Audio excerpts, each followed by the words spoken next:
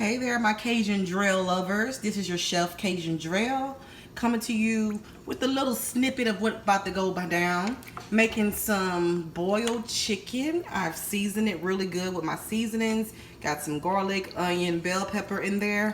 I'm going to boil this down and debone it.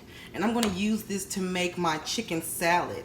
Chef Vessel is back on the workout plan. I worked out today at this camp. So now I have to make sure I eat right. So just a little snip view of it. This is the process of it, starting it.